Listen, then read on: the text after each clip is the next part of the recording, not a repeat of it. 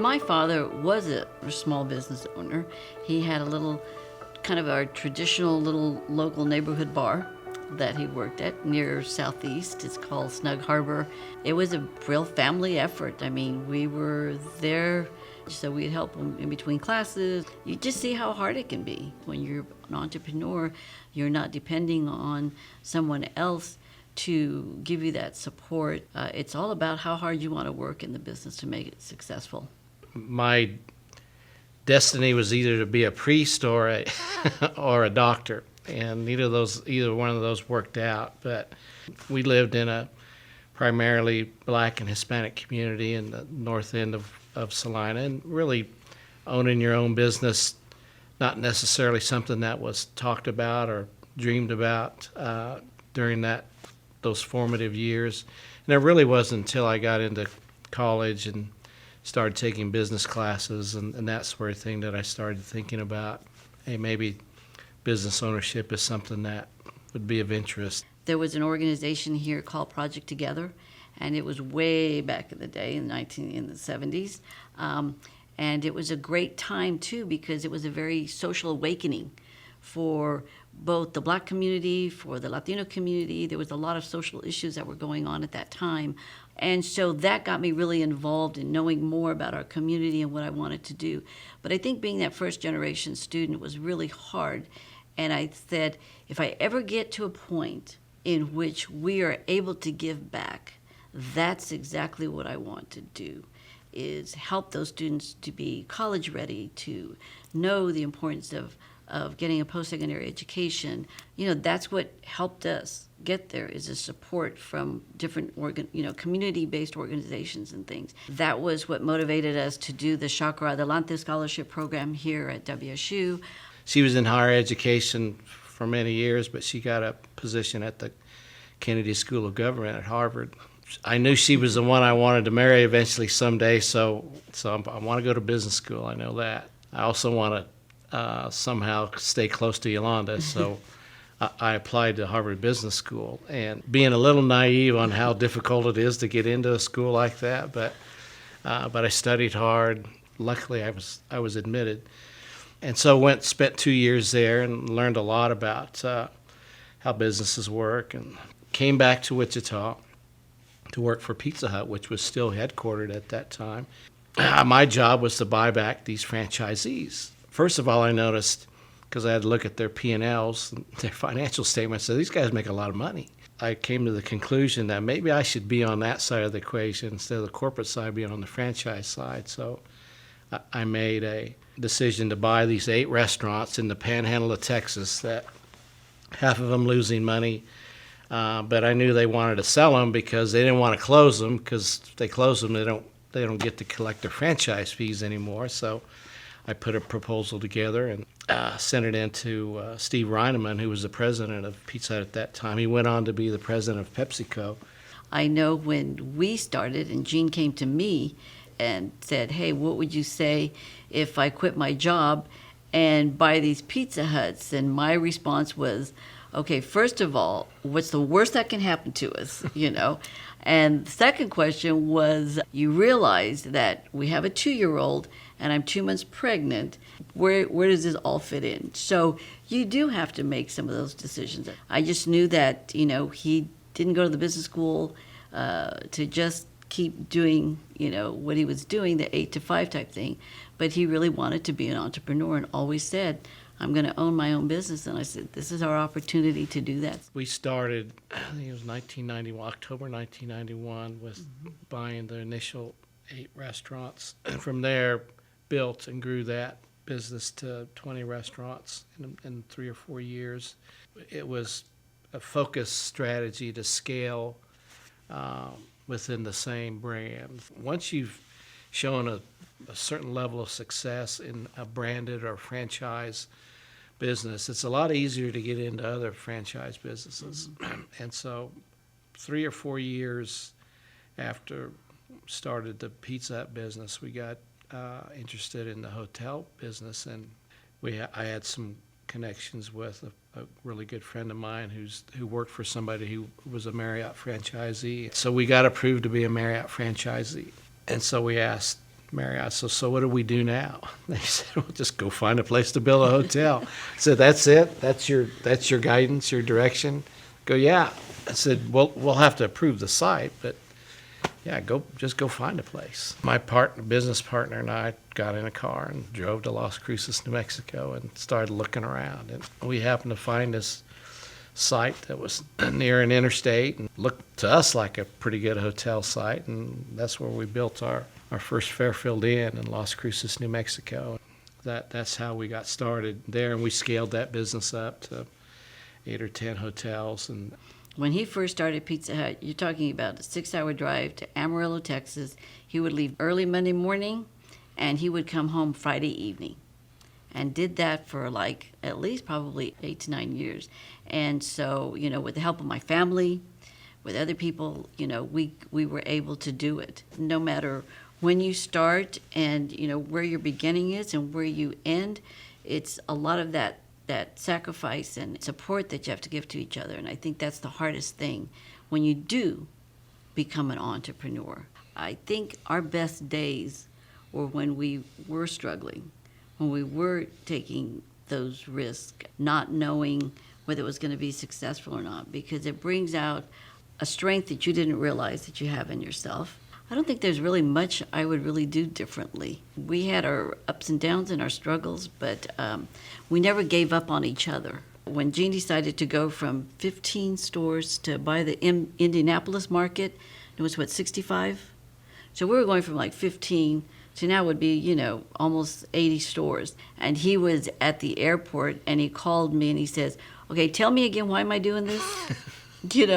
And I said, well, because you said you want to give your employees more opportunity, you want to grow, you want to challenge yourself, you became comfortable. Okay. I just needed to know that again, If I had to do it over again, scale the business a little quicker, because there were a few years it started to become, not challenging anymore, and I've always been a person who likes to keep myself challenged, and so we got up to 75, 80 restaurants there, and then we had multiple hotels, and it was great. Back when I started in 1991, there wasn't a whole lot of competition at that point. Domino's was getting started, but that was about it. It was a business that had great margins and great sales, and it's a great time to get into that. Now, obviously much more competitive, not only from a pizza standpoint, because now you've got Domino's and Papa John's and Little Caesars and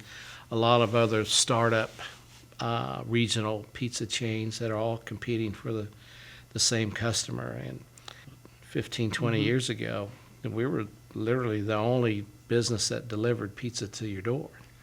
That's not true anymore. You can get food from just about anywhere now, and that's it's a set of competition that would really certainly we wouldn't have contemplated. We didn't contemplate 10 or 15 years ago as the Airbnb.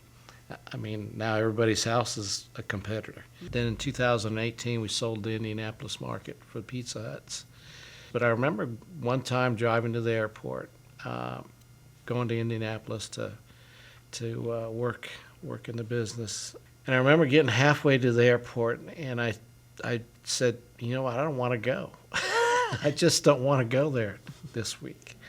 And that's a pretty good sign that tells you, maybe this is the time to lighten the load a little bit. And we'd had a couple good years, and there was a lot of interest in buying branded restaurant concepts. And we sold a group of hotels about 7 or 8 years ago.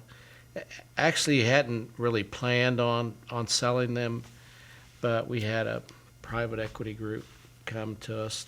We threw out some ridiculous number that we would sell for, and they accepted it. So our business is smaller now. We've also gotten into a few little startup businesses and that I'm advising on and have some smaller investments in, and that we're just spending a lot more time in the community working on projects that are business related, like in power. There's some buildings that we purchased down in the north end that we're going to develop into incubator spaces and community kitchen or commercial kitchen that we could hopefully bring restaurant entrepreneurs in there. Probably at this point spend 30 to 40% of my time in the community versus the business, which is rewarding. I still, intellectually, it still keeps me going. And really, I just try and keep up with her in the community. That's my getting involved with nonprofit boards. I serve on the Big Brothers Big Sisters board, and I just also on the United Way board. And then the Hispanic Scholarship Fund is more of a national focus group, but it's the largest Hispanic-focused nonprofit in the country, focused on Hispanic education. And we do $30 or $40 million of scholarships a year. We administer the Gates Foundation scholarships. Because of the success of the business, we're able then to utilize that in a lot of different ways, so that it's not just about profits and okay, so now I can buy this or whatever. It's not. I think it's important that we realize what good comes out of this too. Hopefully that's something that we can leave as a legacy for our families and for even ourselves, when you look back and say, what do you want to be remembered for? The one thing about being an entrepreneur, you got to be at your business, in your business, and if you're not, that's when things can go poorly. So, and every young would-be entrepreneur that I talk to, I said, you're going to have to face that decision, that really critical decision that says, I'm going to leave this good-paying job, and you're going to have to get really uncomfortable. Make no bones about it. It is not an easy road. It looks easy 10 or 15 years later when you've got everything in place and the processes and good people and a team. And even my daughters at one point, they said, well, Dad, you make it look so easy. And I said, well, yeah, you're seeing kind of the results of 10 or 15 years worth of work, that you're just kind of recognizing that now. So I was always able to focus on those critical items that you had to get done. And I tell students all the time, so because I put together to-do lists. The other thing is to make sure you have really good people on your team. That's the other nice thing is helping develop people into what they can truly realize and reach their full potential. So, there's only 2 or 3% of Hispanic-owned businesses that ever reach $1 million in sales. Access to capital is more difficult for Black, Hispanic, Asian entrepreneurs. Sometimes lack of business knowledge, acumen, experience also can prevent businesses from scaling. Access to a network of experienced business people that look like you and have similar experiences, so they can just make sure you think about the impact on your family of owning your own business and how busy you're going to be, because although financially we had a lot of success, there could be some times where that missing out on time with your family, you can't replace that, and you really can't put a value on it. Give you the one example that my daughter always brings up to us is, as you said, when we first started the business, I had a 2-year-old and I was 2 months pregnant. It's two weeks before my due date, and Jean says, I've got to go to Amarillo. I got to make sure that I've got everything in place because I know I'm going to be staying home, for, when you have the baby and this and that. And at that time, there was no cell phones, there was, no emails, there was nothing like that. And I just told him as he was leaving, I was just like, I kind of feeling, Jean, you shouldn't go, because now I'm just going to go up and back and this and that. I said, I don't know. Of course, he leaves that morning. That night I go into labor, So go figure. But he was not there for the birth of my second daughter. And so it was kind of scrambling, and, my mom and dad had to come and that kind of thing, because he wasn't there for that. But to this day, my daughter will remind him, well, Dad, you really kind of need to give me this or get me this, because you weren't there when I was born, So I think he's going to pay for that one probably the rest of his life. Yeah, I learned about my second daughter's birth on a voicemail from a answering machine. It was her dad called me. He goes, "Hey, Gene, congratulations." I said, "Oh, no." And just remember the journey, because people see our success now, but they didn't see where we started and what that journey entailed. It's more, I remember a student asking us one day, saying, "So what books did you read in order to be like successful like this?" And Gina and I looked at each other, we said, "What books?"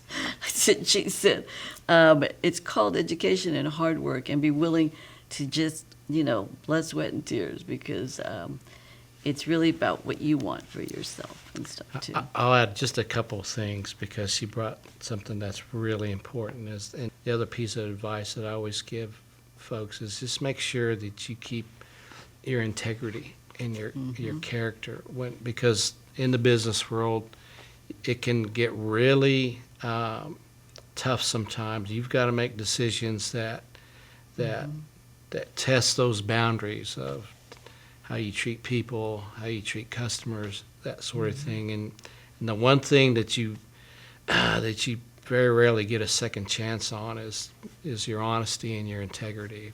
The other thing is that although I've talked about all the things, that the hard work and the challenges and that sort of thing, I would always encourage people, if you've got a dream, if you've got an idea, and you're passionate about it, work through it.